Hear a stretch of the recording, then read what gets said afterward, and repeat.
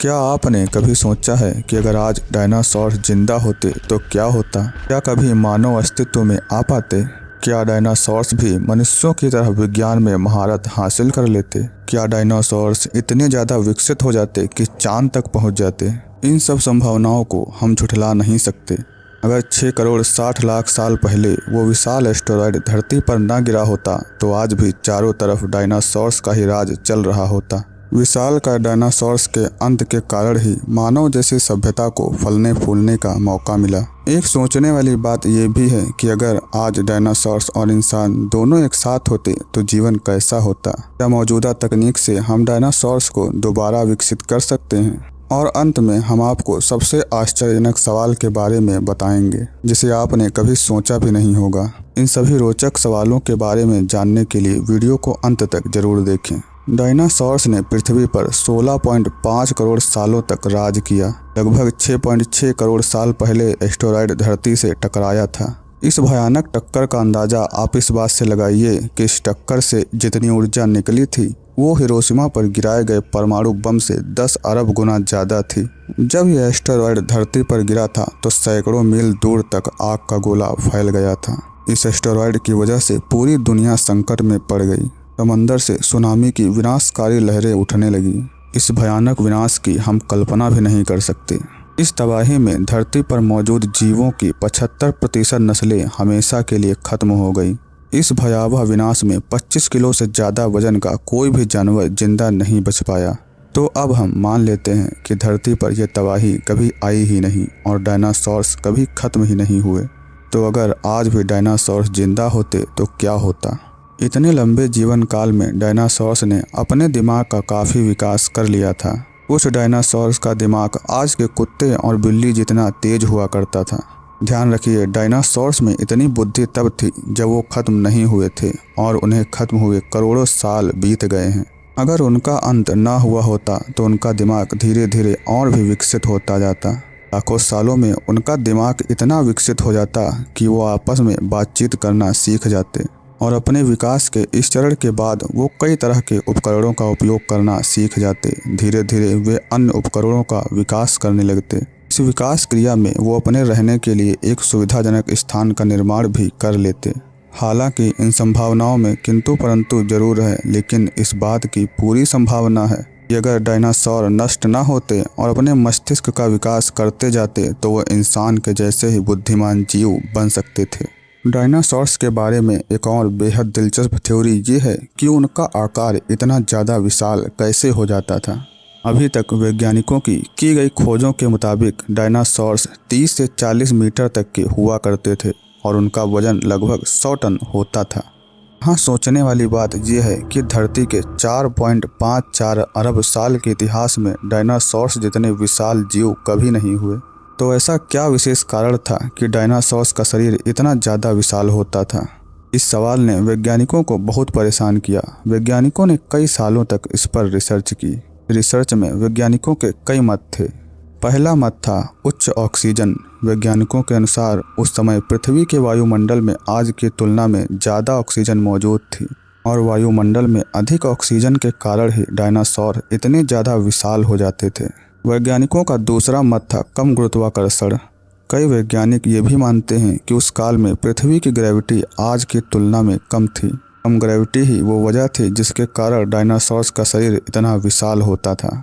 लेकिन बाद में वैज्ञानिकों के ये दोनों मत गलत साबित हुए। वैज्ञानिकों के हालिया शोध से एक अलग मत निकल कर आया जिसके अनुसार उस काल में वायुमंडल में कार्बन डाइऑक्साइड आज की तुलना में 2 से 3 गुना ज़्यादा थी। ज़्यादा कार्बन डाइऑक्साइड के कारण तब का औसत तापमान लगभग 30 डिग्री सेल्सियस के आसपास रहता था, जिसके कारण उस समय पेड़ पौधों की बहुत ज़्यादा प्रजातियां मौजूद थीं। इसलिए पेड़ पौधे खाने वाले डायनासोर्स का आकार बहुत ज़्यादा होता था। शाकाहारी डायनासोर्स मांसाहारी डायनासोर से लगभग 2 गुना से भी ज़्यादा बड़े होते थे। यही आकार शाकाहारी डायनासोर्स को मांसाहारी डायनासोर्स से सुरक्षित रखता था। तो पोषक वनस्पति ही वो कारण था जिससे डायनासोर्स का शरीर इतना ज़्यादा विशाल हो जाता था। अब हमारा अगला सवाल ये आता है कि क्या वैज्ञानिक मॉडर्न तकनीक का इस्तेमाल करके डायनासोर्स को दोबारा जिंदा कर सकते हैं? हालांकि ये एक जटिल सवाल है। इस सवाल पर वैज्ञानिकों का कहना है कि किसी भी जीव को जीवित करने के लिए उसके डीएनए सीक्वेंस की जरूरत पड़ती है। खोज के दौरान वैज्ञानिकों को कई खून चूसने वाले कीड़े फ्रोजन अवस्था में मिले। इन कीड़ों ने लाखों करोड़ों साल पहले डायनासोर्स का खून चूसा होगा और फिर किसी कारण से फ्रीज हो गए होंगे। ये कीड़े वैज्ञानिकों के लिए एक अवसर के समान थे, क्योंकि हो सकता है कि कीड़ों के अंदर डायनासोर्स का खून जमा हो और इस खून से मिले डीएनए सीक्वेंस का इस्तेमाल करके डायनासोर्स को फिर से जीवित किया जा सकता है। लेकिन ये बात पूरी तरह से सही नहीं है। दुनिया में मौजूद हर चीज़ की एक एक्सपायरी डेट होती है। हर चीज़ एक निश्चित समय के बाद खराब होना शुरू हो जाती है। इसी तरह कीड़ों के अंदर मिले खून के डीएनए सीक्वेंस लाखों साल पहले ही खराब हो चुके हैं। जो जीव हजारों साल पहले लुप्त हुए हैं, डीएनए सीक्वेंस के जरिए उन्हें तो वापस जिंदा किया जा सकता है, लेकिन लाखों साल पुराने डीएनए सीक्वेंस से किसी जीव को जिंदा करना नामुमकिन है। अब हम आपको डायनासोर्स के राजा के बारे में बताते हैं। टी-रेक्स नाम के डायनासोर को डायनासोर्स का राजा कहा जाता है। ये डायनासोर्स 42 फुट लंबे होते थे, जिनका वजन 15,000 किलोग्राम होता था। टी-रेक्स को सबसे खतरनाक डायनासोर माना जाता था। किसी भी विशाल से विशाल डायनासोर का टी-रेक्स से जीतना मुश्किल होता था। दुनिया में अभी तक टी-रेक्स के केवल 32 अवशेष ही मिले हैं, जबकि अनुमान के मुताबिक पूरी दुनिया पर 2.5 अरब टी-रेक्स मौजूद थे। इनमें से कई टी-रेक्स का वजन 8,800 किलो तक भी होता था। डायनासोर्स के बारे में बात करते करते शायद आपके मन में ये सवाल आया हो कि क्या डायनासोर्स भारत में भी पाए जाते थे। डायनासोर्स के ज़्यादातर अवशेष अमेरिका और यूरोप जैसे महाद्वीप में मिले हैं, लेकिन अब भारत में भी डायनासोर का कंकाल खोज लिया गया है। भारत के गुजरात में स्थित कच्छ के कुछ इलाकों में डायनासोर्स के अवशेष मिले हैं। ये पहली बार है जब भारत में कोई डायनासोर का कंकाल पाया गया हो। हमने आपको वीडियो की शुरुआत में बताया था कि एक आश्चर्यजनक सवाल के बारे में बताएंगे। अब हम उसी सवाल के बारे में बात करते हैं।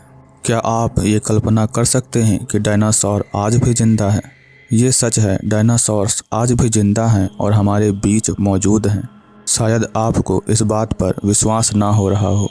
जब एस्टेरॉयड गिरने से चारों तरफ तबाही का माहौल था और आधे से ज़्यादा जीव समाप्त हो गए थे, तब भी कुछ उड़ने वाले डायनासोर्स जिंदा बच गए थे। वैज्ञानिकों के अनुसार लाखों साल बाद ये डायनासोर्स धीरे धीरे पक्षियों में तब्दील हो गए। इसलिए जितने भी पक्षी मौजूद हैं वो सभी उड़ने वाले डायनासोर्स के ही वंशज हैं। हालांकि आधिकारिक तौर पर पूरी तरह से इस बात की पुष्टि नहीं की जाती है। वैज्ञानिकों की एक रिसर्च के मुताबिक एस्टेरॉयड धरती पर गिरने से हजारों साल पहले से ही डायनासोर्स का पतन हो रहा था। वो अपने आप ही खत्म हो रहे थे। इसका कारण मौसम परिवर्तन को बताया जाता है। इस धरती पर वही जीव जिंदा रह सकते हैं जो मौसम के अनुकूल खुद को ढाल लें। जो डायनासोर्स मौसम के अनुकूल खुद को ढाल नहीं पाए वो धीरे धीरे समाप्त हो रहे थे और फिर एस्टेरॉयड ने धरती से टकराकर एक झटके में पूरे डायनासोर्स की सभ्यता को ही तबाह कर दिया।